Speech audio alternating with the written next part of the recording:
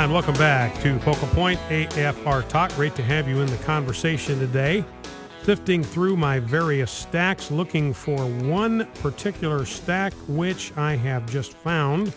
So let me grab that and pull it out of the rest of the stack, and that will be ready for future notice. Now, we're going to talk about this Libya thing, these emails. You probably heard about the fact that the White House was in receipt of emails within 2 hours of the launching of the attack that indicated that a branch of Al-Qaeda had claimed responsibility for the attack. These were emails from the State Department that were sent to the White House. So we know that President Obama knew within 2 hours that a terrorist group had claimed responsibility for this attack. So we're going to get back to all of that and explore that in a little bit more detail. First of all, I tell you at the end of every program, we are fighting a winnable war. And I got two cases in point. One is from LSU. Now, the school officials at Louisiana State University had committed a gross act of discrimination, censorship, and Christophobic bigotry. Now, what had happened, you have this group of students that call themselves the Painted Posse. So they get painted up for every LSU football game. LSU is one of the top 5 teams in the country. So there's a tremendous amount of passion around the LSU program, and for good reason. And so these guys, the Painted Posse, they paint themselves up for every home football game. So they paint themselves in the team colors, but they also paint on their bodies small crosses on their chests to honor Jesus Christ. So they are the Painted Posse, and included in what they paint themselves with are these crosses to represent their faith in Jesus Christ, and they're right on their chest, right where you can't miss them. So the school administrators were publishing photos in a campus-wide email after the LSU Tigers won a football game on October 13, but they digitally removed these crosses from the pictures of these players.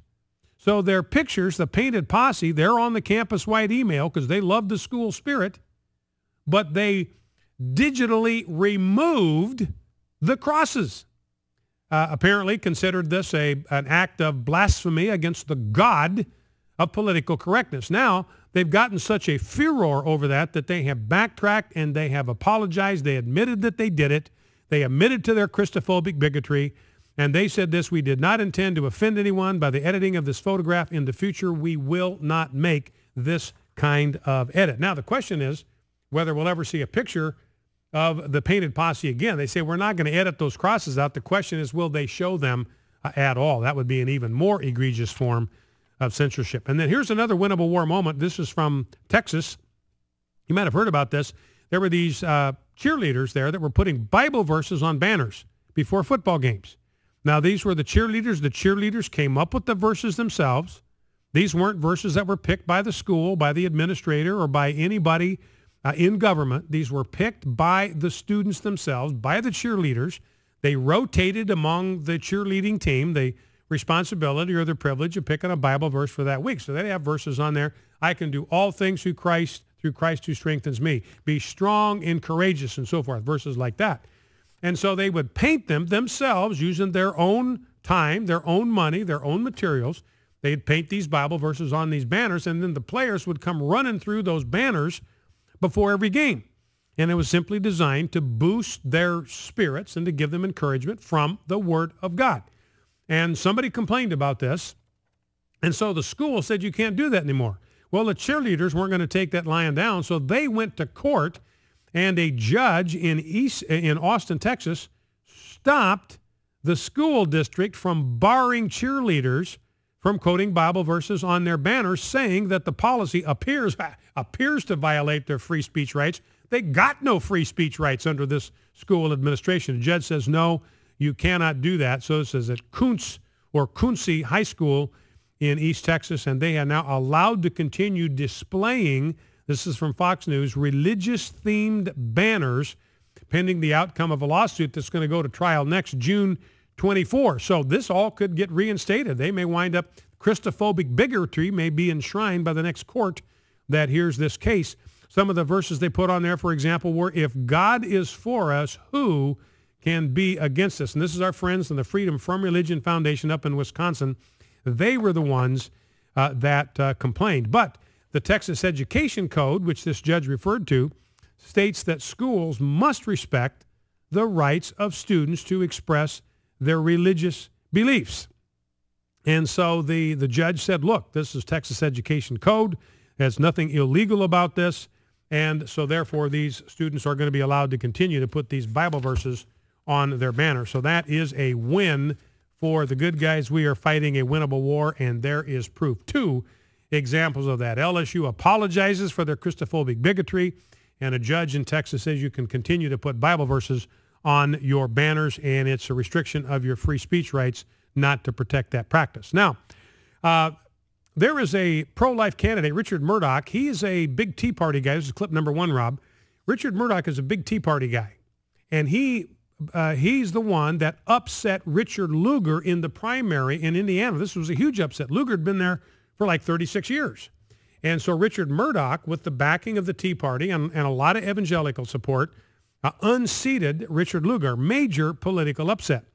Now, in a debate last night, Richard Murdoch was talking about the issue of the sanctity of life. I want you to listen to what he said, because his opponents and the media have gone apoplectic. They've gone after him just like they went after Todd Akin. Now, to the credit of the Republican Senatorial Committee, they're backing Murdoch.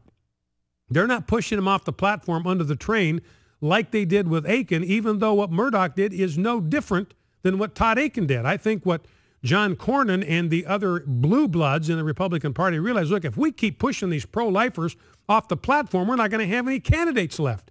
And here we're trying to take control of the Senate. We've already kissed off Todd Akin's seat. We don't care if we lose that, apparently. We have money to burn, but we're not going to give any to Todd Akin because we don't like what he said. We don't care if he's got a good chance to win. We don't care if Claire McCaskill's husband was in the Senate dining room and she was allowing him to ink business deals in the Senate dining room. We don't care that her husband got $40 million of taxpayer money for his business, and Claire McCaskill was in a position to influence that. We don't care if Todd Akin believes every single solitary thing in the Republican Party platform. We are going to kick him off the bus. We're going to stick our boot on his neck, and we're going to grind him down. Now, they could have done the same thing to Murdoch. If there was any kind of consistency there, they would have done the same thing to Murdoch, but they realized, look, we can't keep doing this. We can't keep shooting our wounded like this. We're not going to have any troops left. So they're sticking by Murdoch. Even Mitt Romney came out today and said he's still backing Murdoch. John Cornyn said we're backing him. Could have said the same thing about Todd Akin, but there's just as that whole business about cutting off your nose to spite your face. I've never understood that. I have absolutely no idea what that even means, but it means you do something stupid out of spite, and that's what these Republicans are doing with Todd Akin. But here's what Richard Murdoch said last night in the debate with his opponent. For federal or even state office faces, and I too certainly stand for life. I know there are some who disagree, and I respect their point of view, but I believe that life begins at conception. The only exception I have to have an abortion is in that case of the life of the mother.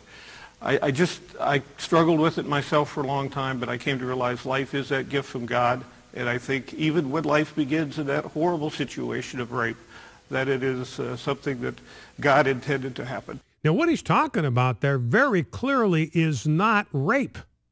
He's talking about the life of a child. He's talking about God created that life. It was within the sovereign will of God for that child to come into being. And therefore, that baby must be protected because it has been created in the image of God, created under terrible, horrible situations, circumstances, and yet that is a precious gift, and we should protect that life. We should not punish an innocent baby for the sins of the father, for the sins of the rapist. That's what Murdoch clearly meant, and his words have been misconstrued, been twisted. Trust me, there is not a single soul in the state of Indiana, not one. There is not a single one, nobody in the state of Indiana sincerely believes that Richard Murdoch believes that God intends for rape to occur. Not one. Just like there's not a single solitary soul in Missouri that believes that Todd Akin thinks there's some legitimate form of rape. Everybody knows that. They know that. So the It's just outrageous the way they will twist and pounce on words that they can misconstrue and misinterpret and then use them as a cudgel to beat these guys over the head when they know that what they are accusing them of is absolutely false. And so good for Murdoch. He's not backing down today. He says, I am not going to apologize for my belief that life begins at conception. I'm not going to apologize for thinking that we ought to protect the life of a baby, even that has been conceived in rape. And it's interesting that Angelina Jolie, she adopted a baby girl who was conceived in rape. Somebody ought to go to Angelina Jolie. Do you think that the daughter you have in your family, do you think God intended that daughter to come into the world? Do you think that God intended that girl to become a part of your life? Let's ask Angelina Jolie if she believes that her own daughter, who was conceived in rape, that God had plans for that girl's life. Now, and ask Rebecca Kiesling. She's been on this program before. She was conceived in rape. And she's here to tell you that she's glad that her life was spared.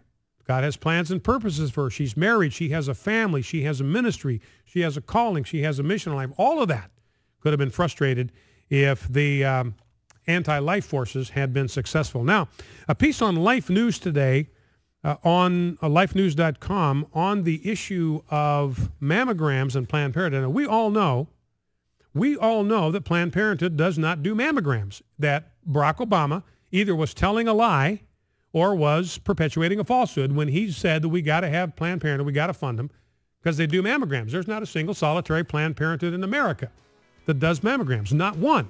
We played you the soundbite, live action films, calling them up. I'd like to schedule a mammogram. I'm sorry, we don't do them here.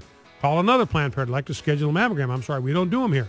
So we know, everybody knows now. Even Planned Parenthood has admitted that they don't do mammograms. You know why?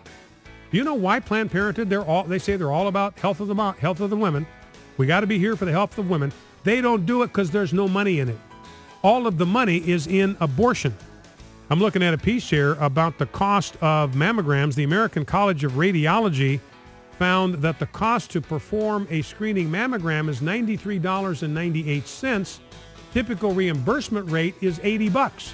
So they lose money on every mammogram. Meanwhile, Planned Parenthood's profit margin on every abortion is between $400 and $600. They lose money on mammograms. They make money on abortions. That's why they're all about abortion. Focal Point, AFR Talk.